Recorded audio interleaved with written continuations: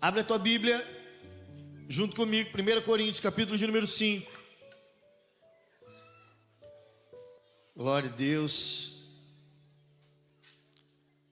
1 Coríntios 5, a partir do versículo 7, ou o versículo 7. Aleluia. Achou? Essa é a tradução. Essa mesmo. Pessoal, vocês estão vendo que está ali em francês também, porque tem irmãos nossos aqui que só falam francês, né? Então fica mais fácil. É aquilo que eu não puder falar em francês aqui hoje, meninos, me ajuda aí, tá, John? Me ajuda. Vai interpretando para a galera que está aí do teu lado aí. Vocês são muito bem-vindos aqui. É um prazer ter você sempre junto conosco. Amém? Diz assim. É uma tradução bem atual. Ela diz alimpai-vos. Ela não diz limpai-vos, é alimpai-vos. Aí você vai entender o final, porque é o que eu quero o final. Alimpai-vos, pois, do fermento velho. Ele está falando aqui do pecado, ou da religiosidade, da religião, que tanto faz a gente crescer, inchar, mas tantas outras coisas. Mas vamos lá adiante. Do fermento velho, para que sejais uma nova massa, assim como estáis sem fermento. Porque Cristo, nossa Páscoa, foi sacrificado por nós. Você pode dizer comigo esse final? Cristo, nossa Páscoa. Meu Deus, vamos até de novo, vai ficar bonito. Cristo,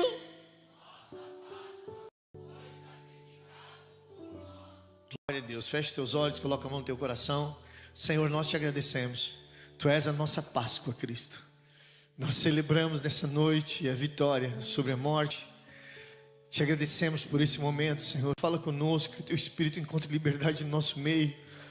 Dirige-nos, Senhor. Eu nada tenho, nada sou, nada posso, mas tu tudo tens, sabes e podes.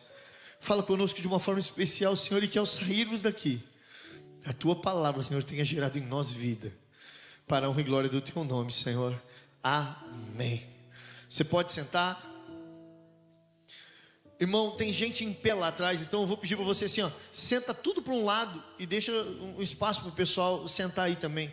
Você que está em pé, tem lugar aqui, mais no cantinho aqui, né? Tem aqui na frente também, fica à vontade. Aqui na frente nós temos 4 lugares aqui, ó. Quem quiser sentar junto, tinha uma garrafa ali, mas não sei de quem é. Tem 4 lugares juntos. Tem 2 ali atrás, mais 4 ali atrás. Então a gente tem espaço para vocês poderem sentar aqui, né? É demais. Demais. Glória a Deus. Gente, não estranhe isso que eu vou fazer, mas isso é só um teste, tá? Foi. É que a gente está testando um aparelho novo que diz que vai me seguir, né? Se seguir e der certo, eu vou instalar em você, para você seguir Jesus e não tirar o foco dele, né? É só uma brincadeira, mas vai dar certo. Amém? Então, vamos lá. A palavra do Senhor está dizendo aqui: porque Cristo, nossa Páscoa, foi sacrificado por nós. Hoje nós comemoramos a Páscoa. E eu acho que é por isso que eu vou falar sobre Páscoa. Não sei porquê, com certeza é. Eu vou falar um pouquinho sobre a Páscoa hoje, né? Como de costume, a gente fala na Páscoa, faz uma apresentação de Páscoa, ou prepara alguma coisa de Páscoa, e a gente é sempre muito visual. A gente quer ver Jesus apanhando no nosso lugar na Páscoa, mais ou menos, né? Então a gente às vezes vai fazer isso, e às vezes querer ver mesmo, porque a nossa fé é uma fé meia Tomé, assim, né? Eu preciso ver o que aconteceu para que eu possa, nesse momento, crer naquilo que aconteceu. E hoje eu gostaria que você pudesse, junto comigo, caminhar com a história da Bíblia até chegarmos à Páscoa de Cristo, aonde Ele pôde se entregar por nós. E isso tudo começa muito antes do Cordeiro ser sacrificado. Isso começa lá no Antigo Testamento, a partir de Gênesis, capítulo de número 12, quando Deus vai chamar Abraão. E Ele chama Abraão para que Abraão seja pai de nações. Ele diz: eu multiplicarei a tua descendência, farei de você uma grande nação. Ele diz: eu vou te mandar para uma terra que mana leite, que mana mel, algo maravilhoso, Abraão. Fique tranquilo, eu vou cuidar do teu povo. Só que Abraão sai da sua terra, sai da sua parentela, sai ele, a sua esposa, seu sobrinho. Abraão não tinha filhos. E a Bíblia vai nos contar que esse era um problema que acompanhou ele por muito, muito tempo, ao ponto dele chegar aos 99 anos e não ter filhos. E a Bíblia vai nos falar em Hebreus, eu gosto muito dessa palavra, que Abraão, já com suas carnes amortecidas, você sabe o que quer dizer suas carnes amortecidas? O Abraão já não namorava mais, o Abraão só queria dormir, o Abraão não incomodava mais a Sara. E a Sara, por sua vez, não podia mais gerar, porque tinha passado o seu período de fertilidade. Mas uma coisa a gente aprende com Deus: Deus não precisa de condições perfeitas para gerar o que Ele quer. Deus não precisa de condições perfeitas para fazer as coisas acontecer. A gente tem milagres no nosso meio, de uma irmã que tinha um problema e aí estava sem uma parte, uma das trompas, e tinha uma dificuldade muito grande, e os médicos foram fazer, né, irmã, não vou citar o nome aqui, né, os exames, aí ela estava com a outra comprometida, né, e aí, Joyce, né, e aí os médicos disseram: olha, é praticamente impossível. Deus adora essa palavra praticamente impossível, porque quando Ele ouve essa palavra praticamente impossível, Ele diz: estou aqui, e eu só quero mostrar que eu existo, porque quando é impossível para vocês, aí eu gosto de fazer um milagre, e vocês dizem: nossa, Deus ainda existe. E Ele fez esse milagre, e hoje esse milagre corre aqui no nosso meio, chamado Samuel, de um lado para o outro, correndo aqui, é uma bênção, né? Quando a Joyce ficou grávida, um milagre, eu fiquei: milagre por quê, irmã? Está casado, tem que vir filho, fica tranquilo, na hora certa vem. E aí a gente vai ver Abraão saindo da terra dele, levando seu sobrinho, mas ele tem a promessa de uma grande nação, e ele tem um filho.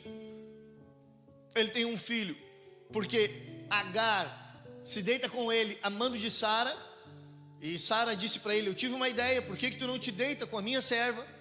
E ele vai e se deita com a serva, amando de Agar. A serva engravida, tem um filho, esse filho cresce, depois Sara tem um filho, e Sara diz para Abraão: olha o que tu fez comigo. Sendo que foi Sara que mandou Abraão se deitar com Agar. Mas tudo bem. Tem BO que a gente precisa entender, que a gente entrou porque a gente quis. Nem tudo que te mandam fazer, tu precisa fazer, meu querido. Ouça a Deus para que não haja confusão depois. Mas essa geração vai crescendo, o povo vai se multiplicando. Isaac nasce, o nome dele é Sorriso, Alegria, e ele também casa com uma mulher que também era estéril. Mas essa mulher estéril, por providência de Deus, tem dois filhos gêmeos, um chamado Esaú e o outro chamado Jacó. Diz que os dois eram um irmão desde dentro do ventre, porque irmão que é irmão se pega pau mesmo, né? E esses vieram bem irmão desde dentro do ventre, brigando dentro do ventre, um querendo tomar o lugar do outro, um dizendo: não, a mãe me ama mais, não, é o pai que me ama mais, não, eu que vou ganhar o primeiro PlayStation. Não, eles estavam brigando ali dentro. Nasce Esaú primeiro, Esaú é o primogênito, Jacó veio depois. Porém, a Bíblia vai nos contar que um dia Esaú não valoriza a primogenitura, porque ele pensa assim: eu apenas nasci primeiro, eu fui caçar, não peguei nada, e agora estou chegando aqui com fome. O Jacó, esperto demais, fez uma lentilha gostosa. Ele foi e disse: olha, me dá um pouco dessa lentilha. O Jacó disse: me dá a tua bênção. Cuidado com o teu irmão, hein? Parece que tem os irmãos da Peniel aqui querendo tomar um lugar do outro. Mas é brincadeira, irmão. Isso aqui no nosso meio não existe. Existe sim, né? Um querendo: deixa eu pegar a tua bênção. E aí, o que vai acontecer? Ele disse: não, de que me adianta a lei da primogenitura? Ele achava que isso era uma lei, ele não entendia isso como uma bênção. Mas Jacó disse: eu quero. E ele transfere essa bênção sobre a vida de Jacó. Só que a Bíblia vai dizer que Jacó usa disso para enganar o seu pai na hora da bênção. Toma o lugar de Esaú, é abençoado e foge para a casa de Labão. O povo de Hebreu está começando a crescer. O Deus de Abraão a gente conhece, o Deus de Isaac a gente conhece, e agora vai ser o Deus de Jacó. Jacó vai para a terra do tio dele. O tio dele é mais enganador do que ele. E Jacó se apaixona por uma mulher chamada Raquel. E diz que ele trabalhou 7 anos para que esse casamento acontecesse. Eu tenho uma visão a respeito disso. Talvez você tenha uma visão diferente, tudo bem, eu te respeito. Mas diz que naquele casamento ele é enganado pelo seu sogro. Ele bebe um pouco a mais, vai para sua tenda e bebeu, né? Para não conhecer a mulher que ele estava casando, né? Estava apaixonado, bota ter bebido nisso. Por isso que a gente diz, não bebe, irmão. Aí que vai dar ruim. Aí o que aconteceu? Ele se deita com Lia. E ele amanhece, vai até Labão e diz: olha, tu me prometeu uma e deu a outra. E o Labão diz: o quê? Não, primeiro a gente tem que casar mais velha. A Bíblia vai nos contar que Jacó trabalha mais 7 anos por Raquel.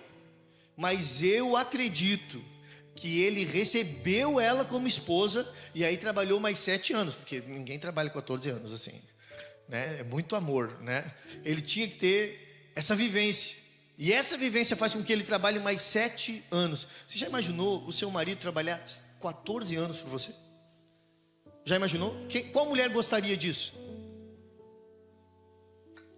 Eu tô 23 anos casado com a Paula, trabalhando por ela. Pensei que eu ia receber ela e ia vir rica, né? Não foi, mas deixa para outra pregação isso, né? E ele disse que trabalhou por ela. Só que diferente de Abraão e diferente de Isaac, Jacó tinha a unção da multiplicação. Jacó teve filho, 12. Não tinha TV, trabalhava demais, tinha que trabalhar 14 anos por aquela mulher. Eu acho que ele chegava e dizia: nega, estou cansado, me ajuda aí. A Bíblia vai nos contar que Lia tinha filhos e Raquel não. Mas Raquel tem um filho, e o nome desse filho se chama José. E esse José, um menino sonhador, ele no meio daquela família, o pai, a mãe, mais 12 irmãos, mais 11 irmãos, ele começa a ter sonhos. E ele começa a falar desses sonhos para os irmãos e dizer: olha, Deus me mostrou, né, os feixes de trigo se curvando na minha frente, o sol, a lua, as estrelas. E todo irmão gosta muito de incentivar os sonhos dos outros. O que eles fizeram? Vamos vender ele, vamos matar ele. Outros queriam matar, outros queriam vender, outros queriam que ele saísse da igreja deles. Manda embora esse tipo de gente sonhadora, manda embora esse tipo de pessoa que está nos incomodando. Mas eles resolvem vender Jacó não, José. Eles resolvem vender José. José é vendido para uma caravana de mercadores. José é vendido novamente para Potifar. E o que a gente aprende com isso?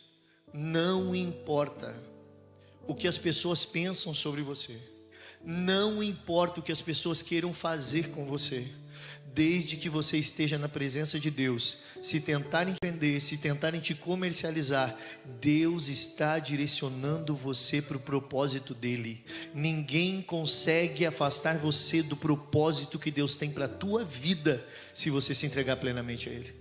Ele não estava preocupado com os irmãos que estavam fazendo, ele não estava pensando só naquilo, mas ele disse: eu vou trabalhar, eu vou continuar. A vida dele continuou, irmão. A vida continua após a perseguição, a vida continua após as pessoas olharem para nós diferente, a vida continua enquanto as pessoas estão falando mal de nós. Sabe quando a vida para? Quando a gente para olhar para isso. Então não olhe mais para isso, olhe para frente, porque Jesus tem coisas maiores para a tua vida.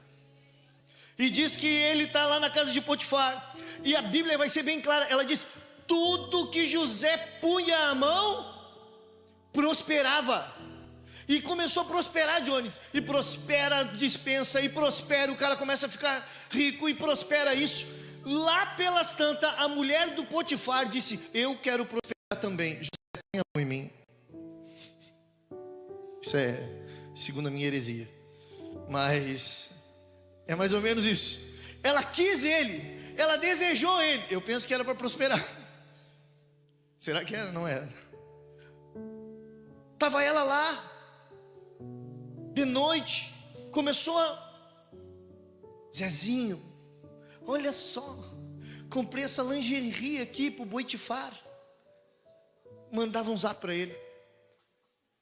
Manda um zap de baby doll, manda um zap de biquíni, manda um zap sem lã, manda zap para ele. Não te engana, meu querido. Deixa eu só abrir um parênteses aqui. Não te engana com as tuas amigas de colega te mandando uma fotinha. Não te engana com as pessoas dando em cima de você. Você é a imagem de Cristo. Sabe o que é a imagem de Cristo? Sem beleza nem formosura. Só pode ser o Satanás que está fazendo isso. Você já te viu? Já olhou para tu? Eu hoje falava isso mais cedo aqui no culto das 5. Tinha um irmão que se matava rindo.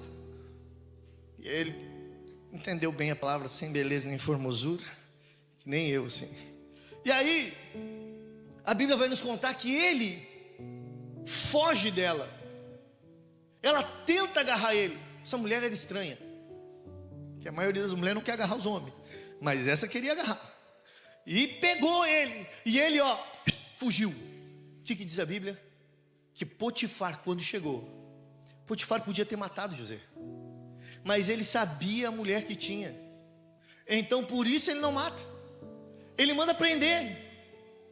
Ele manda prender o José. E José está lá agora dizendo: vida, céu, ninguém olha para mim. De novo eu no fracasso. Provavelmente ele passou 3 anos. Interpretou o sonho de um copeiro, o sonho de um padeiro. Disse para eles: lembrem-se de mim quando vocês chegarem lá diante do faraó. Quem lembrou dele? Ninguém lembrou do José. Mas disse que um dia faraó tem um sonho. Ele sonha sobre as vacas gordas, as vacas magras. É daí que vem o ditado das vacas gordas e vacas magras. Ele fala para faraó como ele deveria agir. Faraó coloca ele num alto grau como governador do Egito. E ele diz: agora você vai governar. Ele governa 7 anos de fartura. Agora está tudo ok. Vem 7 anos de escassez, Wander. Sabe o que acontece no meio dessa escassez? Quem vem pegar comida no Egito? Os irmãos dele. Sabe o que ele faz? Ele escreve uma música. Quem me viu passar na prova e não me ajudou, quando vem na bênção vai se arrepender. Será que foi isso que ele fez? Não. Ele recebe os irmãos.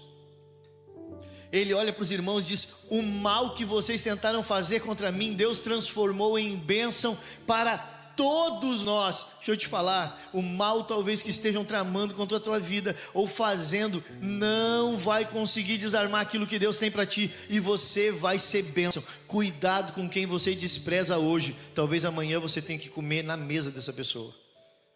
Cuidado, só cuidado.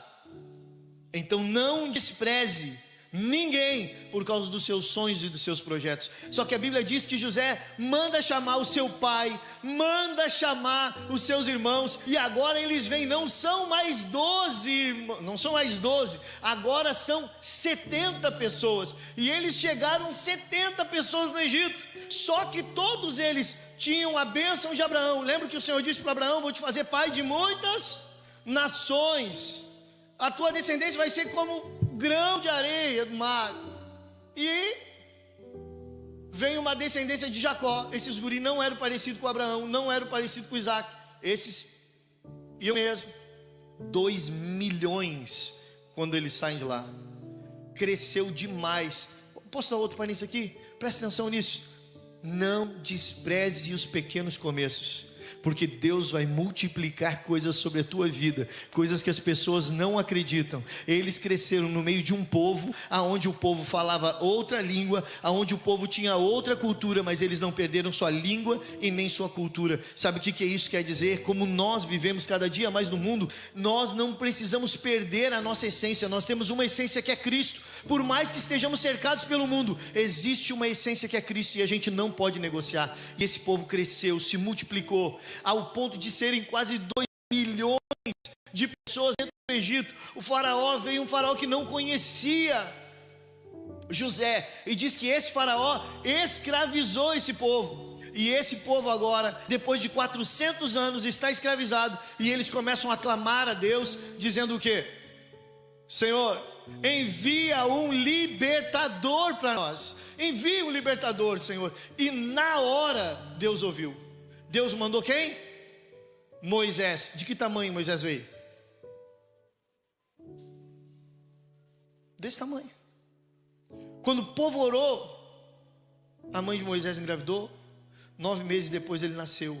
Deixa eu te contar, Deus ouve a tua oração. Ele está preparando tudo para a hora certa, não é quando você quer. Existem coisas que precisam amadurecer na nossa vida. Existem coisas que precisam de um tempo na nossa vida. Existem processos que a gente vai passar para que a gente possa compreender o que Deus tem para nós. Deus já está provendo sim libertação para nós. Deus já está provendo sim um meio pelo qual a gente vai ter um escape. Mas fique tranquilo, não é quando você quer, é no tempo dele. Diz que Moisés cresceu, e cresceu aonde? No Egito, conhecendo o Egito. Como que alguém poderia livrar o povo do Egito se não conhecesse o Egito? Começa lá. Mas diz que ele cresceu como um príncipe, com poder, com força.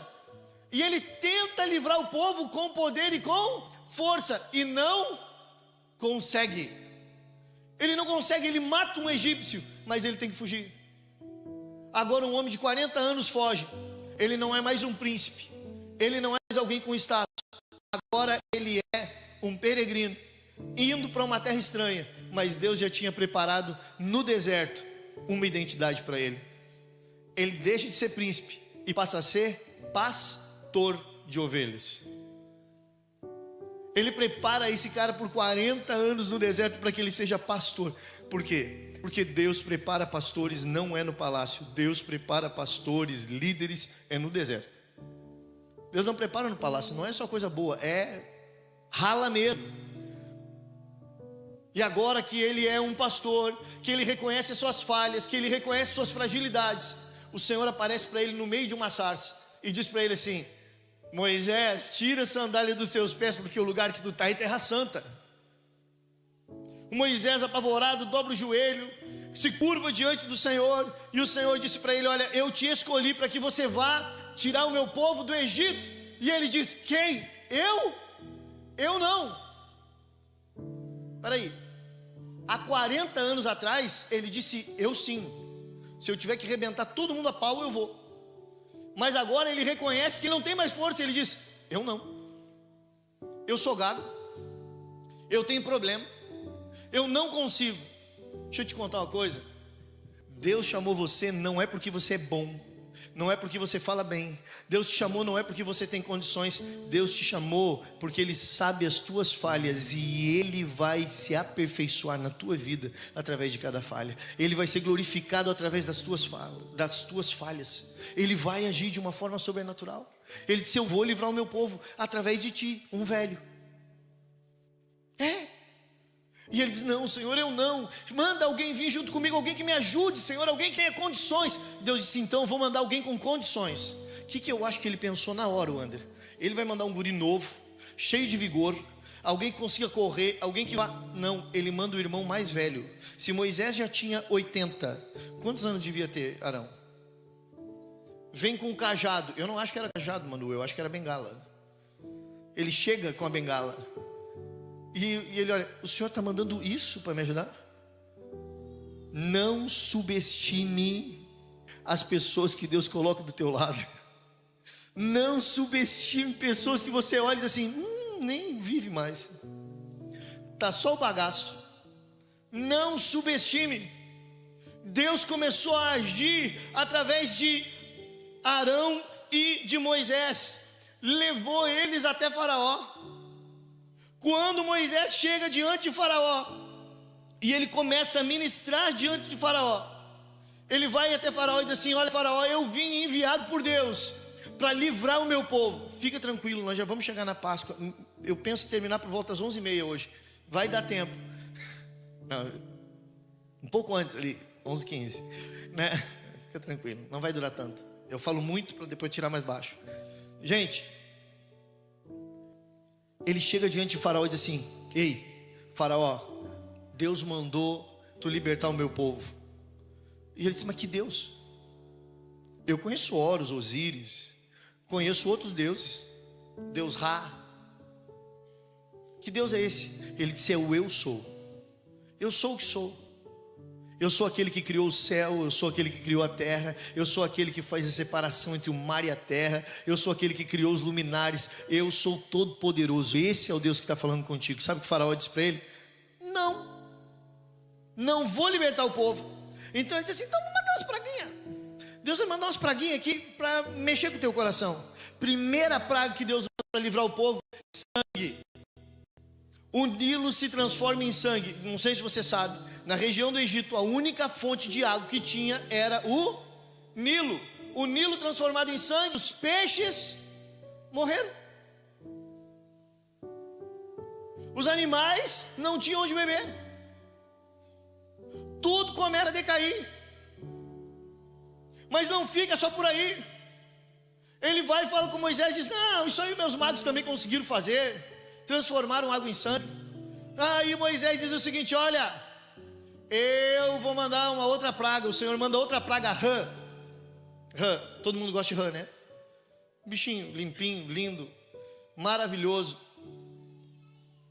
Na minha concepção, olha que eu estudei essa semana, irmão, você não tem noção o quanto eu li, o quanto eu pesquisei, o quanto eu busquei. A Bíblia vai falar que a partir da terceira praga é definitivo que havia uma separação, mas que a margem para que todas as pragas não tenham chego até a casa de Israel.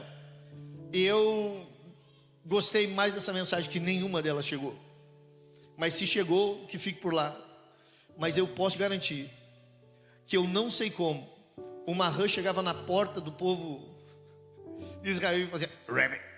Não, lá para o Egito. E todo mundo do Egito tinha rã dentro da sua casa, e o povo de Israel não tinha rã dentro da sua casa. Não sei. A terceira praga que vai nos contar é uma praga que você já viveu: piolho. Se você já pegou piolho, você tem mais do que 40, ou está chegando nos 40, né? Quantos anos você tem, Paulo? De aparência 20 aninhos mais ou menos. Gente, se você já pegou piolho, você sabe como é que é, né? Tirando o Estevão, quando ele era criança, ele pegou piolho, gente. Sabe que ele está careca? Não faz isso. Não faz, não faz. Eu não posso pecar, não faz. Gente, mas só de falar em piolho, a gente já coça a cabeça, né, Felipe Vignol? Coça. E a gente vai olhando assim, dizendo: meu Deus, piolho. Para mim, o maior milagre no Egito, depois da morte dos primogênitos, eu acho que é essa: um israelita ou um hebreu não pegar piolho, com um monte de gente piolho. Porque tinha uma pessoa com piolho na sala, o que acontecia? Todo mundo pegava piolho. E gente, piolho, ele une a família. É sério, piolho é a coisa mais linda de se ver. Gente, o piolho leva as famílias para a porta de casa, para o sol. Na minha época, tá? A mãe senta com uma cadeira, tu deita a cabeça no colo da mãe, não importa a idade que tu tem, e ela fica com um pente fino, separando as lêndias, os piolhos, e tec, dizendo: tem outro, tec. E aquilo gera um amor entre mãe e filho, é quase amamentação. Vai gerando algo intrínseco, mas era tanto piolho que não dava para as mulheres ficar assim, porque diz que tinha piolho no gado, tinha piolho em tudo. Diz que a areia se transformou em piolho. Eu nunca vi um negócio desse. Era tanto piolho, que o faraó disse: leva o povo daqui. Quando cessou a praga, o faraó disse: não leva mais daqui, ninguém vai sair daqui. E ele endurece, o Senhor endurece o coração dele. Mas vem outra praga, chamando praga das moscas. Gente, tu tem cutela na tua casa e as moscas entram, não é verdade? Com tela elas conseguem entrar, mas diz que na casa dos hebreus elas não entraram. Que milagre, cara. É um milagre extraordinário. Eles tinham um cif, eu acho, vai soltando aos pouquinhos, sabe? Protege sua casa 24 horas, cif. Não era isso. O que protegia eles era a mão do Senhor. Não entrava mosca ali, mas por onde o restante das pessoas passavam, lá estavam as moscas. Lá no Egito as moscas. Também vem a peste que mata todos os animais. Morrem os animais dos egípcios, mas os animais dos cristãos, ou dos cristãos não, dos hebreus, não morrem. Começam a surgir úlceras, chagas, feridas. No meio daqueles homens, algumas traduções vão dizer hemorroidas. Só quem teve sabe. Que praga que é isso? Vai surgindo todo tipo de praga. E os hebreus não. Vem chuva. Vem a chuva passando, lavrando tudo. Uma chuva de pedra, de saraiva. Mas não atinge nenhuma casa dos hebreus. Mas põe o Egito abaixo. Vem granizos, vem fogo, uma destruição nas plantações, mortes de pessoas, animais expostos. Os egípcios sofreram, mas a terra de Gozém não sofreu. Vai dizer que a 8ª praga é o gafanhoto. Gente, dizer que gafanhoto vai escolher o que comer é doido. Vem os gafanhotos. Não sei se você já viu vídeo. Gente, coloca vídeo de praga de gafanhoto. Eles vêm, um barulho ensurdecedor. Vem o migrador, o cortador. Sabe aquilo que os irmãos dizem que é demônio? Na Bíblia, que o Senhor repreenderá o migrador e o devorador da sua vida. Não, aquilo é gafanhoto. Tem nada a ver com demônio. Mas está vindo. Eles comeram toda a plantação do Egito. Tudo. E Israel intacto. Nada no povo de Israel. A Bíblia vai nos contar isso.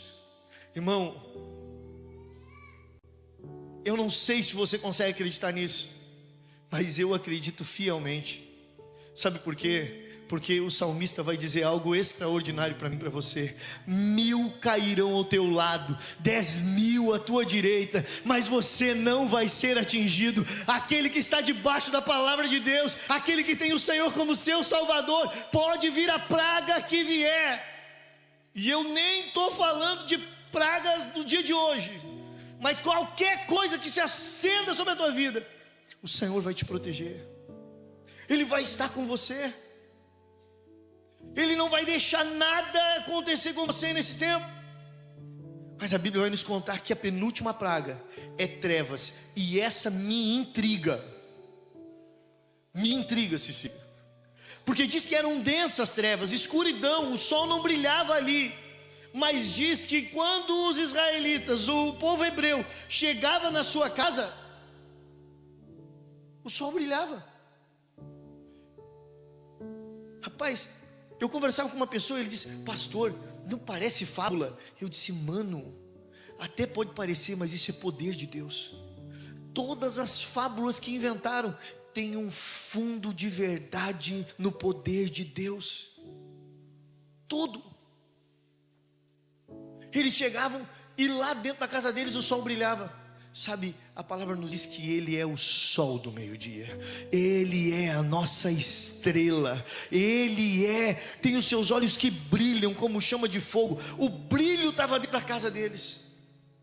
E Faraó não solta o povo de jeito nenhum. Duro.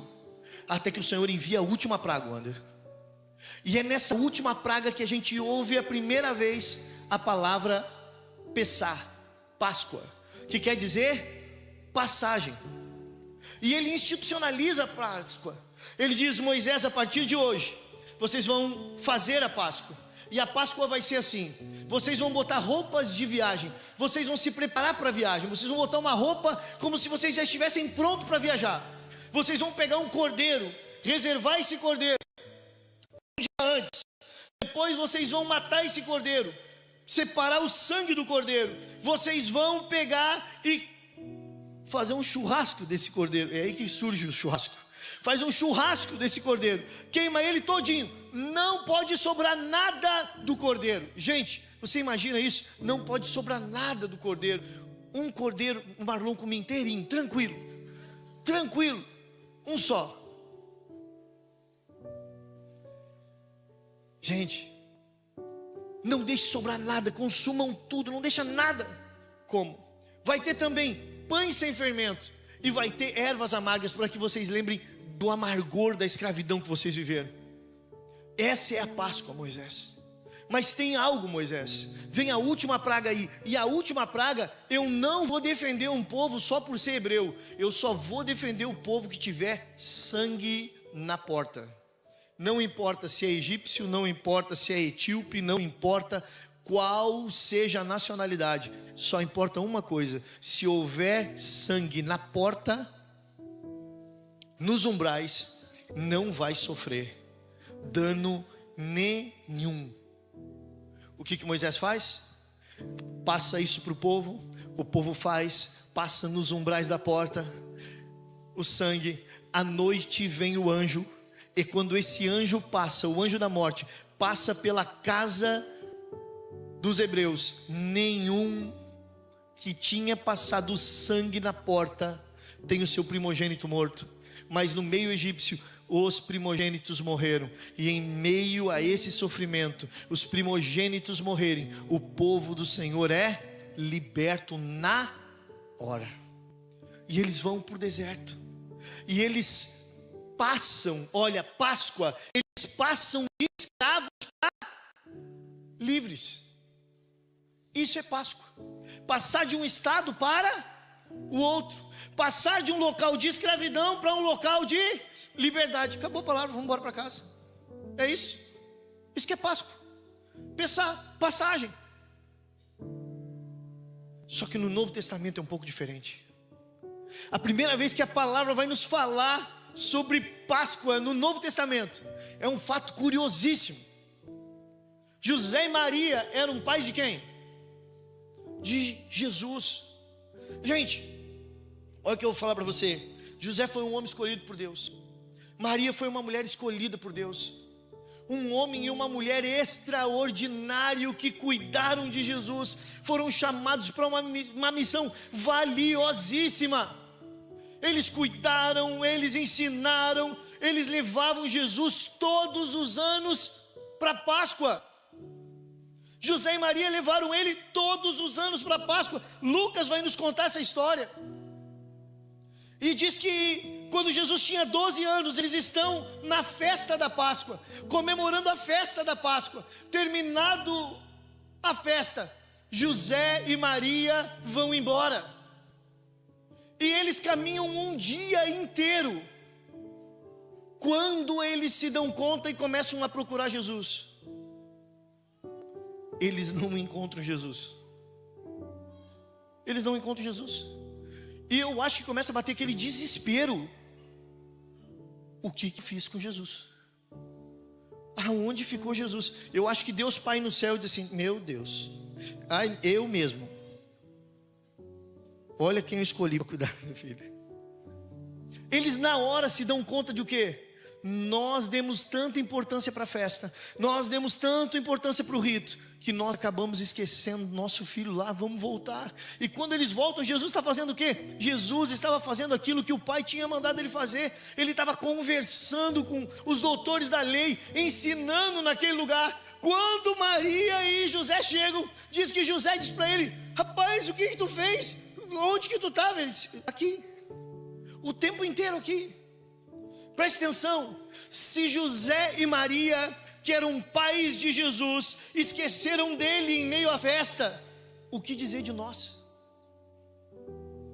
Quantas vezes a gente esquece de Jesus? Quantas vezes a gente celebra mais a religiosidade? Quantas vezes a gente celebra mais os ritos? Quantas vezes a gente está mais empolgado com o culto de Páscoa, com o arauto de Páscoa, com a apresentação de Páscoa? Quantas vezes nós estamos preocupados com a religiosidade ou com os ritos religiosos e esquecemos que temos um Jesus vivo?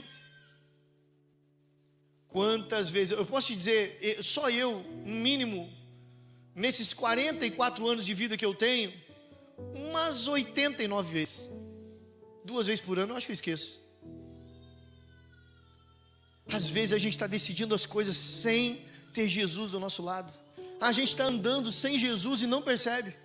A gente está indo para casa, cumpriu a festa, toda a religiosidade está ok, mas Jesus já está distante, porque a gente está indo na nossa força, no nosso jeito, mas Ele continua no mesmo lugar, nos esperando, cumprindo o propósito do Pai.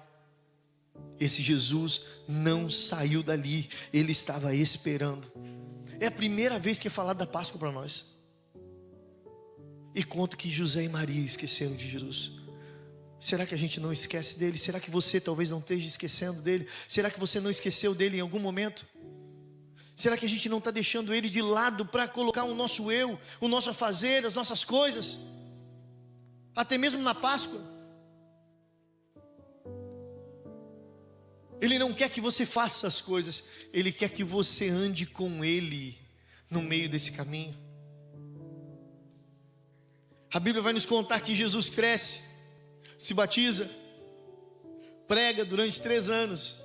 E domingo passado a gente ministrou uma mensagem dizendo: Jesus, o único caminho. Não sei se você lembra, se não lembra eu te lembrei agora. Ele comemorando a Páscoa junto com os discípulos, ele vai dizer: eu sou o caminho, a verdade e a vida. A gente ministrou sobre isso. Jesus nesse momento de Páscoa está reunido com eles. E Jesus, antes da Páscoa, olha para eles e diz assim: olha, entrem em Jerusalém, e ali em Jerusalém vocês vão encontrar um homem carregando um cântaro, e ele vai ver o local para onde a gente vai fazer a Páscoa. Eu só imagino comigo, a Páscoa que acontecia em Jerusalém fazia com que ela quadruplicasse o número de pessoas que tinha lá. Imagina, em Jerusalém não tinha água encanada, todo mundo carregava água em cântaro. Cântaro não é alguma coisa que canta, era um pote. Num pote. Todo mundo carregava naquele pote. Como encontrar um homem carregando cântaro? Uma vez conversando com um pastor, e ele contou sobre isso, e isso ficou gravado na minha mente. Ele disse o seguinte: eu perguntei para um guia quando estava em Israel, porque era uma curiosidade que eu tinha: como que Jesus mandou os discípulos entrar e procurar um cara com um cântaro nesse momento, se todo mundo podia estar lá? Ou era um horário diferente? Ele disse: não, é que tu não entendeu uma coisa. Homem não carregava cântaro com água naquela época, só as mulheres carregavam. E isso traz uma mensagem forte. Aquele homem estava fazendo uma coisa diferente daquela época. Ele estava buscando água, ou para alguém que tinha necessidade, ou para alguém que estava precisando, ou talvez sua esposa estivesse enferma, mas mesmo assim ele não deixou de buscar água. Ele não disse assim: isso é papel dos outros. Ele disse: isso é papel meu também, eu vou fazer. Sabe o que ele diz? Ele diz: Deus continua procurando pessoas dispostas a fazerem coisas diferentes nessa época, coisas diferentes do que os outros estão fazendo. Às vezes nós estamos vivendo um padrão religioso, às vezes nós estamos vivendo um padrão da religiosidade, mas o Senhor às vezes quer nos tirar da caixinha para fazer algo diferente nessa geração. Coisas que não são mais tão comum como eram antigamente. Antes nós tinha, em cada esquina nós tinha alguém pregando a palavra de Deus. Em cada esquina tinha alguém com uma caixinha pregando a palavra de Deus. A igreja do Evangelho Quadrangular começou com um evangelista ministrando aqui, Belmar Alves Clarino, pastor, assim, na rua, meu pai passando numa cruzada que ele estava fazendo, meu pai com problema de amidalite, tinha que fazer cirurgia, o médico tinha dito para ele que não tinha cura. O pai chega na tenda, meio que Moisés assim, sai de lá tagarela, falando para mais de metro, curado na hora. O cara viveu fora da caixinha. Às vezes a gente acha que Jesus só vai agir no nosso meio. Ei, acorda! O Senhor quer usar a tua vida por onde você for. Se Ele te mandar pegar um cântaro e você dizer: ai, uma mulher faz isso, você vai deixar de viver algo extraordinário na tua casa, de preparar a tua casa para a grande ceia. O Senhor está olhando para nós dizendo: olha, Páscoa é libertação. Pare de pensar como os outros pensam e pense como Cristo pensa. A palavra vai nos dizer em Romanos capítulo de número 12, nós precisamos viver uma transformação aonde? Bate assim. Ô, tem gente aí? Não precisa, gente, por favor, é só uma brincadeira. Bate no outro que é melhor. Tem gente aí? Tem uma amiga minha que me ensinou isso aí, né? Uma pessoa faz uma burrada muito grande, ela diz: ô, tem gente? Ele quer transformar o que? A nossa mente.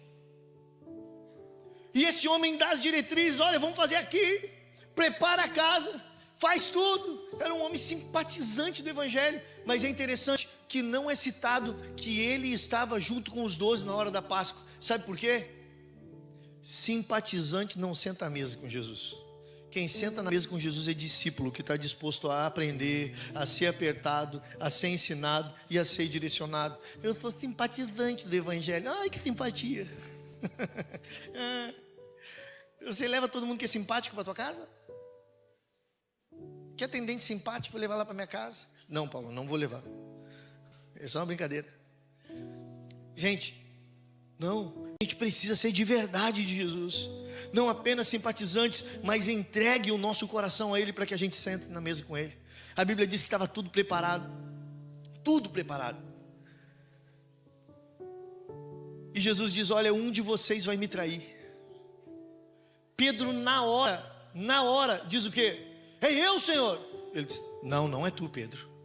João diz: sou eu, Senhor. E ele diz: não, não é tu, João. Judas pergunta, Pati: sou eu, Senhor? Judas diz assim: sou eu, Senhor. Jesus responde para ele assim: sou eu, Senhor.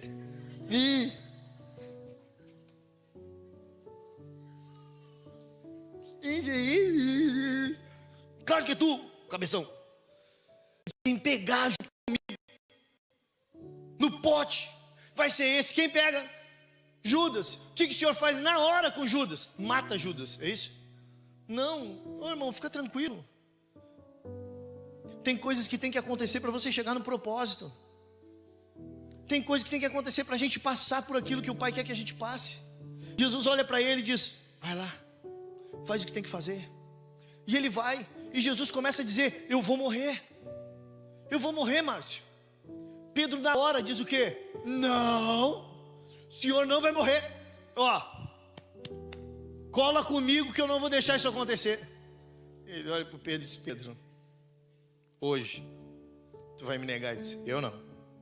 O Judas sim, eu não. Irmão, aquele que está em pé, cuide para que não caia. Para com essa mania de ser crente mais perfeito que os outros. Você também cai, você também tem erro, você tem pecado. Para de julgar os outros. Naquele momento Jesus está mostrando a fragilidade de todos os discípulos que estavam com ele. Um traiu, o outro negou e os outros sumiram. Jesus vai para o Getsemane orar, diz que ele soa sangue. Sangue. Sabendo a agonia da morte. Naquela hora o meu pecado e o teu pecado estava sobre ele. O que tem de resposta dos discípulos não é: estamos junto contigo, não. É ele orando com a agonia. Ele diz: Pai, se possível passa de mim esse cálice. Não é errado pensar e dizer: Pai, se possível passa de mim esse cálice. O que é errado é a gente desistir. Não desista por qualquer dificuldade. Mesmo que você esteja suando sangue, saiba que o Pai vai estar contigo. Mas ele diz: Pai, seja feita a tua vontade. Quando foi a última vez que você perguntou para Deus, né, ou falou com Deus assim: Pai, seja feita a tua vontade? Porque a nossa oração é: Senhor, seja feita a minha vontade, senão eu te deixo. Senhor, seja feita as minhas coisas, senão eu te abandono. Mas nessa noite de Páscoa, essa sexta-feira tenebrosa, que estava se transformando, quinta para sexta, se transformando, Jesus desce, talvez ainda com sangue. Judas vem junto com os soldados. Judas dá um beijo em Jesus. Eu não sei o que aconteceu ali. Se fosse eu, dava um murro. Mas ele era Jesus. Ele diz para ele: faz o que tu tem que fazer, meu amigo. Ele chama ele de amigo naquela hora. Se tem algum amigo te abandonando, se tem um amigo te deixando mal, fica tranquilo. Pode ser esse o propósito para a tua vida, te levando para o lugar que você tem que estar. Os soldados pegam ele calmamente, com um tapa na orelha, jogam ele ao chão. Pedro puxa a espada e corta a orelha do Malco. Jesus ainda cura o Malco. Não sei se tinha sido o Malco que tinha batido em Jesus, mas ele cura o Malco. Ele olha para Pedro e ainda dá uma chapuletada no Pedro. Pedro, quem usa a espada, pela espada vai ser julgado, Pedro. Jesus é levado dali, vai até Anás, Caifás. Eles perguntam, o Sinédrio está ali, 70 homens julgando Jesus. E eles perguntam, e aí, tu és o filho de Cristo? Tu és o filho de Deus? E ele diz o quê? Vocês que dizem, é vocês que estão dizendo. Eles levam ele para Pilatos. Ele chega diante de Pilatos. Pilatos olha para ele, vê que ele é um homem inocente. A madrugada está passando, o dia está amanhecendo e ele está diante de Pilatos. E quando Pilatos recebe Jesus, ele olha para ele e ele percebe aquilo que está acontecendo, fala com Jesus, vê que Jesus está ali e ele não sabendo agir. A mulher dele manda um WhatsApp para ele, um WhatsApp da época, um menino foi entregar um recado: não faças nada com esse homem, ele é inocente. Ela mandou um WhatsApp para ele na hora. Irmão, só um parênteses aqui nessa história. Quando você liga para tua esposa ou manda uma mensagem, ela responde a hora que ela quer. Mas se ela te manda um WhatsApp ou te liga, é na hora que ela quer. Tu sabe que o homem está nervoso, apavorado, que demorou para atender quando ele vira metralhadora no telefone. Ele só fica tá.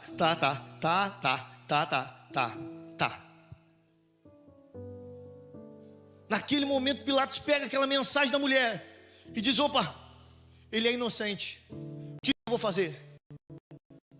Ele fica em cima do muro. Ele diz: eu não vou tomar partido. Deixa eu te contar uma coisa aqui. Não existe neutralidade no reino de Deus. Não existe neutralidade. Não existe. O pessoal está pedindo para fazer o sinal de novo. Você tem que cortar isso aqui depois, hein? Não está reconhecendo nada. Foi. Coisa estranha, né? Ele diz que faz ok para ele, ele responde para nós. Bem, gente,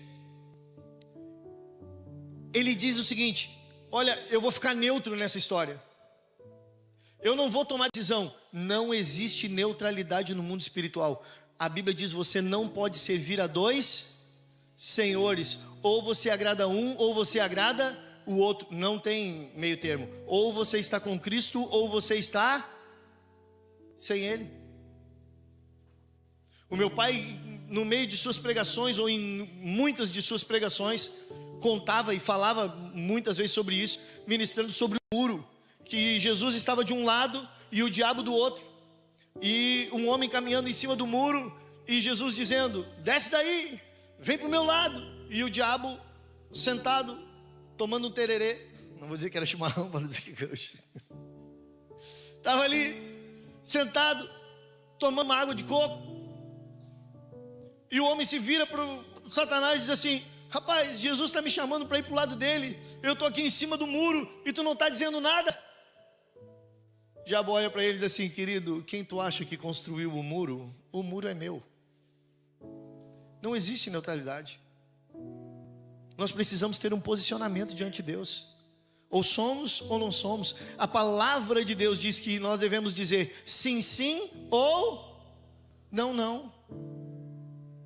Não existe. Gente, não existe neutralidade no mundo espiritual. O diabo está agindo e quer destruir a sua vida e a sua família. Mas diz que ele, naquele momento, tem uma brilhante ideia. E Pilatos diz assim: olha, a tradição diz que nós devemos soltar um criminoso. Por que não soltar Jesus? Então eu vou trazer o pior criminoso que tem aqui. Chamem Barrabás. E os soldados vão indo lá buscar Barrabás.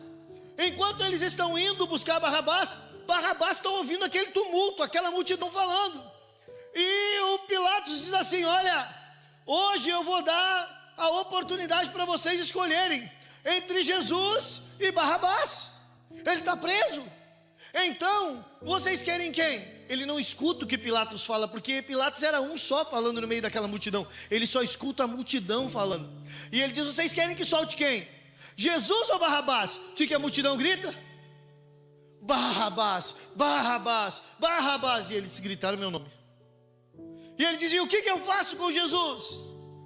O Barrabás escuta só lá de dentro: crucifique-o, crucifique-o, crucifique-o. Barrabás sobe pensando o quê? É agora que eles vão me crucificar. Mas quando ele sobe os degraus para ir até onde Pilatos está e aonde Jesus está, ele tem a surpresa de ver Jesus com uma coroa de espinhos, e Jesus olhando para ele, e Pilatos dizendo: você está livre, Barrabás. Ele disse: como que eu estou livre? Ele disse: ele vai morrer no teu lugar. Quem é ele? Ele é o Cristo, a nossa Páscoa. Ele é Cristo. E o Barrabás olha para ele, sem conhecer ele, sem saber quem ele era, o que ele tinha feito, porque Barrabás estava preso o tempo inteiro.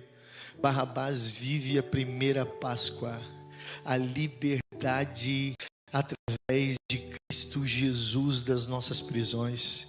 Eu posso te garantir hoje que por mais preso que você esteja em alguma coisa, em algum pecado, em alguma mentira de Satanás, ou em alguma palavra do diabo dizendo que você vai sofrer, que você vai morrer, que ele vai destruir com a tua vida, que ele vai acabar com a tua história, que ele vai cancelar tudo que estava prometido para você, eu posso te dizer: Jesus está aqui hoje olhando para você e dizendo: há liberdade, porque eu me fiz pecado no teu lugar. Não importa, você pode ser o Barrabás dessa, mas ele está no teu lugar, indo ser condenado. E ele vai para a cruz, e Barrabás está sem entender o que está acontecendo. Jesus é açoitado, porque 39 vezes, por 4 vezes. Por quê? Porque se fosse 40 eles diziam que ia ficar louco. Então 39 por dia. Então era 40 menos uma. E ele é açoitado assim, as costas dele ficam abertas, expostas. Levam ele para a cruz. Ele é colocado na cruz. A Bíblia nos diz que ao meio-dia, o que aconteceu ao meio-dia? As trevas cobriram a terra. Gente, não é coincidência. Qual foi a penúltima praga no Egito? As trevas cobriram a terra. Sabe o que quer dizer isso? Por mais que o mundo esteja cheio de trevas, por mais que as pessoas não consigam enxergar, Davi no Salmo 23, ainda que eu ande pelo vale da sombra da morte, ou um vale tão escuro quanto a morte, eu não temerei, porque tu estás comigo. Naquele momento as densas trevas cobrem a terra. 3 horas da tarde, o sacerdote está lá dentro do templo, matando um cordeiro, derramando sangue, e Jesus está na cruz, 3 horas da tarde, derramando o seu sangue. Durante toda a tradição, desde Moisés até o dia da morte de Jesus, nada acontecia dentro do Santo dos Santos. Somente quando Jesus morre, há uma separação, o véu é rasgado, o cordeiro perfeito é entregue, o sacrifício é derramado, o sangue é colocado. Sabe o que é? Densas trevas lá no Egito, não tinha como saber em qual casa tinha sangue ou não tinha sangue. Não tinha como a gente perceber, porque as trevas estavam encobrindo. A mesma coisa talvez hoje, não tem como saber quem tem o sangue e quem não tem o sangue, mas há de ser revelado no dia em que o Senhor vier buscar o seu povo.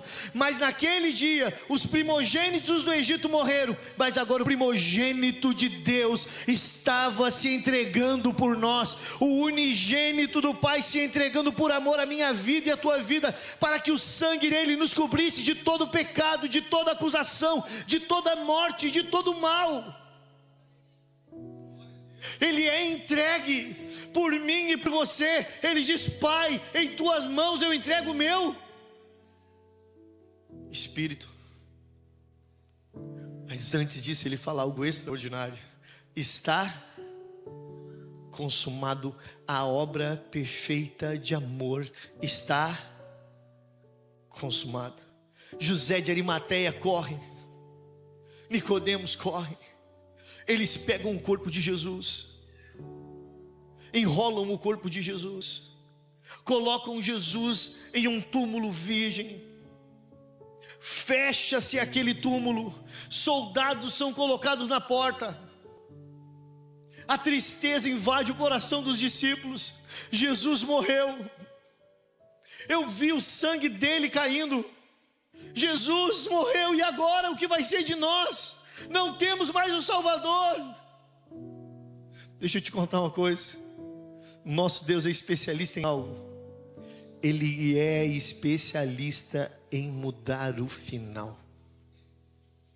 O que é o fim para nós é o começo para Ele. O que todos dizem acabou, Ele diz está começando. É agora que eu começo a fazer a melhor parte. Os discípulos tristes, desolados, cabisbaixos. Pedro saiu, não está lá. Vem o sábado, o silêncio de Deus, ninguém fala. O sábado estava lá e tinha silêncio, não tinha Jesus mais falando, não tinha mais Jesus orando. Eles não tinham ânimo para orar, eles não tinham ânimo para buscar. Deixa eu te falar uma coisa, silêncio de Deus não quer dizer que Deus não está trabalhando. Quando Deus está em silêncio, Ele está preparando uma coisa extraordinária para a minha vida, para a tua vida. Não te preocupa, só fica no lugar que Ele mandou você ficar, porque Ele continua trabalhando. Mas Ele morreu, era um plano. Está tudo errado? Era um plano. Mas é um plano, fica tranquilo. É muito melhor do que os planos do professor do La Casa de Papel. Muito melhor. Vai dar certo. É melhor do que os planos que a gente tem. A Bíblia vai nos dizer que os planos de Deus são mais altos que os nossos, melhores do que os nossos. O teu plano era bom, mas o dele é melhor. O sábado passa, e então as mulheres dizem o quê?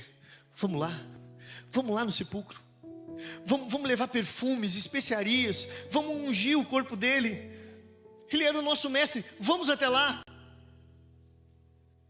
Talvez uma delas coça a cabeça e diz assim, até vamos, mas a pedra é pesada, não tem como abrir, é muito grande a pedra que tem lá, será que vamos? Eu acho que elas, apaixonadas por Cristo, dizem, vamos. Sabe o que acontece? Quando elas chegam lá, o que tinha? O túmulo estava... Ô irmão,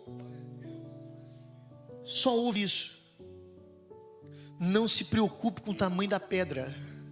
Só faça o que Deus está te mandando fazer, porque foi Ele que abriu a pedra, foi Ele que colocou a pedra, Ele que tirou a pedra. Então não te apavora, só faz o que Ele está te mandando. Não pensa no que é impossível, não pensa no que é difícil. Ele é Deus soberano, que fez com que nenhuma das pragas chegasse lá no Egito. Ele é o Deus soberano que escolheu você. Não importa o tamanho da pedra, Ele vai tirar a pedra. Eu não sei o que Deus está falando com você hoje, mas eu sei que Ele vai tirar a pedra. Eu não sei se tem alguma dificuldade sobre a tua vida, sobre o teu coração, mas Ele é poderoso para mudar a tua história, para mudar a tua vida, para arrancar uma pedra e dizer, ali tem vida.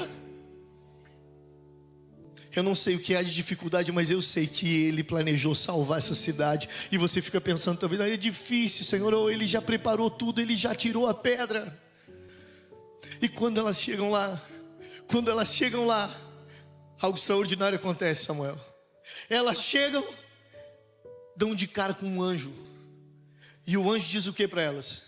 Por que vocês procuram entre os mortos aquele que vivo está? Corram depressa e avisem os discípulos que Ele ressuscitou. Elas correm. Irmão, deixa eu falar uma coisa para ti aqui rapidinho, só com as mulheres aqui. Posso falar só com as mulheres? Quero falar com vocês, homem. Quem fala que a Bíblia é machista não entende o que Jesus fez. Ele primeiro se comunica com as mulheres que são mais sensíveis, que o amor estava nelas e ao mesmo tempo elas são fortes para suportar a tristeza. Só as mulheres, mesmo em meio à tristeza, foram no túmulo de Jesus. Os discípulos todos estavam talvez em alguma casa chorando, parece homem com gripe. Homem com gripe está morto. A mulher está com 50 graus, quase morta, pressão lá nas alturas, fazendo tudo em casa. O Senhor escolheu vocês. Vocês são demais. E Ele diz, vão lá e anunciem, deem uma boa notícia. Lembra por quem entrou o primeiro pecado? Lembra ou não? Foi a Eva. Ela pegou o que não tinha que ter pegado. Mas Jesus traz redenção e a boa notícia por uma mulher. Eu acho que quando a Eva chegou para Adão, olha o que eu comi. Ele disse, não, come. Ele come. Mas agora Jesus fala com as mulheres e manda as mulheres avisar os discípulos, eu estou vivo. Mulheres, vocês são mais do que especiais. Vocês carregam um favor de Deus extraordinário. Mas a Bíblia vai me contar em João que uma das mulheres não foi. Tem uma passagem que é um pouco diferente de João, que diz que não foi. Ela não foi, o nome dela era Maria Madalena. E ela olha e vê um homem passando e ela diz, é um jardineiro. E ela vai até o jardineiro e diz, me diz, por favor, aonde tu colocou ele? Me diz, por favor, aonde tu colocou meu mestre? Me fala, por favor. Sabe o que acontece? Ela não reconhece Jesus. Ela não reconhece Ele por causa da formosura, por causa da beleza. Já não era o Cristo que ela conhecia, era o Cristo ressuscitado. Diz que ela está ali, de joelhos, clamando, dizendo, me fala onde o Senhor colocou. E diz que ela conheceu Ele quando? Quando Ele falou, Maria.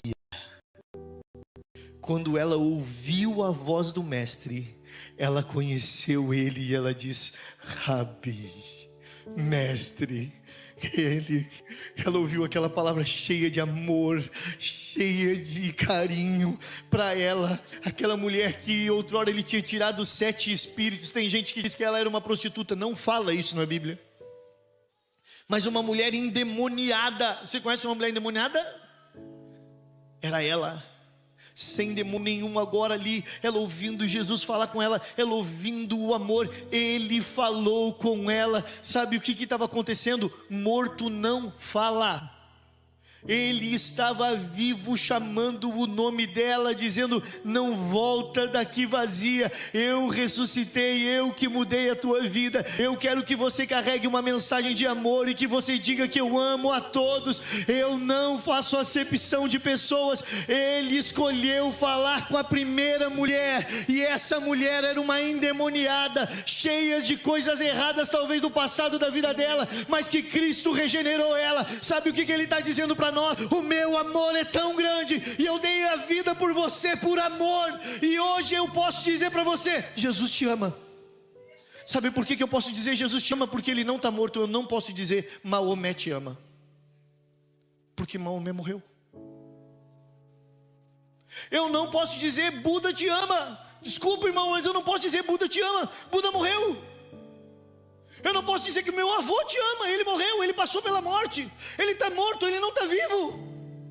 Mas eu posso dizer, Jesus te ama. Sabe por quê? Porque Ele vivo está.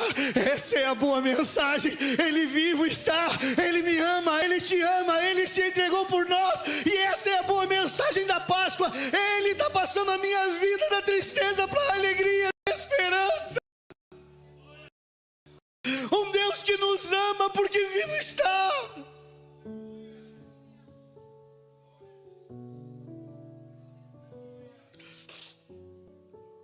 Essa palavra ela me constrange porque essa é a Páscoa. Essa é a Páscoa, a passagem da morte para a vida, da escravidão para um novo tempo. Eu não sei o que você está esperando para entender que o nosso Cristo está vivo e que Ele te ama, e que a Páscoa é a mensagem do amor de Deus que nos tirou das trevas para a sua maravilhosa luz. Aquele povo foi tirado de para o povo de Deus e para ir para uma terra que manava leite e mel. Mas conosco no Novo Testamento nós somos tirados da escravidão do pecado, não para ser povo de Deus, mas para sermos chamados de filhos de Deus. E não para ir para uma terra que mana leite e mel abstrata, não, com um caminho de irmos para o céu, viver com Ele, mas muito além disso, dizer para todos: é chegado o reino dos céus, a terra que mana leite e mel, e é possível viver isso através do amor de Cristo por onde a gente passar. A Bíblia vai nos contar que Pedro volta, as mulheres para Pedro, falam para João, falam para os discípulos, e eles saem correndo. Diz que João chega primeiro, mas quem entrou no túmulo? Pedro. O Pedro corre, entra no túmulo, porque Pedro é Pedro, ele vai entrar, vê, e ele chega lá, não vê o mestre. Eu acho que ele queria ver o mestre, porque quando ele pecou, o mestre olhou no olho dele, e ele deve ter dito: errei, e agora como é que vai ser quando ele me ver? Jesus tem um momento certinho de aparecer para ele. E quando Jesus aparece para ele, chama ele de canto, e Jesus faz uma pergunta para ele. Jesus não diz assim: eu te avisei, eu te falei que tu ia errar, eu te falei que tu ia errar. O que Jesus faz? Jesus olha para ele e diz assim: deixa eu te fazer uma pergunta. Toda pergunta que Jesus te fizer, Ele já sabe a resposta. Não tenta mentir. Ele me amas. Qual foi a resposta de Pedro? Sim, Senhor, eu te amo. Jesus pergunta de novo, diz: Pedro, tu me amas? Ele disse: sim, Senhor, tu sabes que eu te amo. E ele pergunta de novo: Pedro, tu me amas? Sim, Senhor, tu sabes que eu te amo. E ele diz o que? Apacenta as minhas ovelhas. Ele pergunta 3 vezes. Pedro tinha negado ele quantas vezes? 3. Se Pedro tivesse negado, eu acho que 20 vezes Jesus ia ficar ali: tu me ama? Tu me ama? Tu me ama? Só para o Satanás não te acusar mais, fala para ele ouvir que tu me ama. Porque não importa se você fugiu ou se você negou, o que importa é que o teu coração vai dizer. Se você ama Ele, é tudo que importa nesse momento, é tudo que importa nessa Páscoa. Não importa o que aconteceu ontem, o que importa é o amor que você sente por Ele hoje. Ele restaura Pedro naquele dia, e essa restauração de Pedro faz com que ele se levante a anunciar o amor de Deus, e ele é o primeiro pregador para as multidões. O cara que negou é o primeiro a falar do amor de Deus a todas as pessoas. Sabe o que ele está dizendo? A Páscoa aconteceu. Da morte para a vida, da tristeza para a alegria. A palavra Páscoa é passagem. E hoje o Senhor está te dizendo, talvez chamando o teu nome, como chamou o nome de Maria, chamando José, Xiã, Tiago, chamando você, chamando cada um de nós, dizendo: eu te amo e quero que você passe da morte para a vida, da tristeza para uma alegria. Mas a primeira coisa que a gente precisa fazer para viver a Páscoa é trocar roupa. E a Bíblia diz que Ele trocou as nossas vestes. Em vez de cinzas, Ele nos deu vestes de alegria. Ele diz que aqueles que lavam as vestes no sangue do Cordeiro terão herança. Mas eu não quero falar sobre céu, mas eu quero falar sobre hoje. Eu quero que você te coloque de pé junto comigo. Eu já estou encerrando, eu disse que ia ser às 11, a gente vai encerrar agora.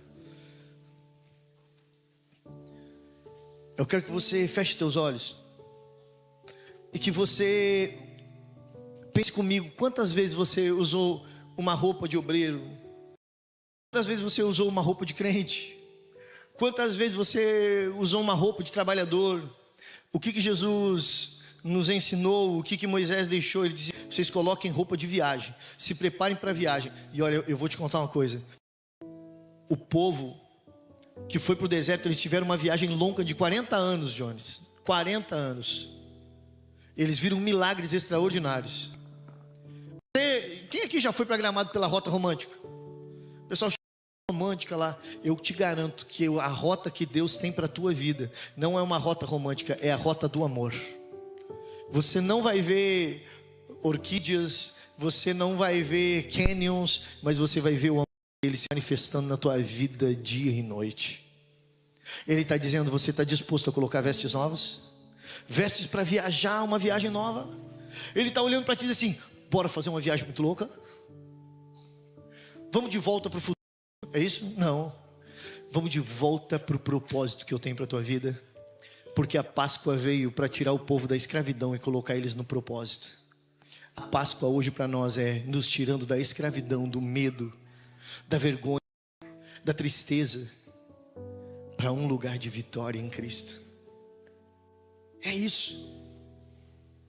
Oh, irmão, vou deixar o André qualquer dia desses contar o testemunho dele aqui. Esses dias eu até falei, eu até brinquei com ele, um Lancer preto, que ele chamava de Black Dragon. Perdeu tudo nessa vida muito louca. Ele era um morto muito louco. Que ele tinha comido o fruto do pecado, era um morto muito louco. Mas ele comeu do fruto da árvore da vida, restaurou, restituiu. Ele tinha até um sonho de ter um Lancer novo. Deus não deu o Lancer preto, ele tinha, que era o Black Dragon.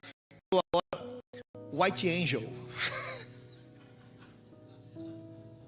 É o anjo branco.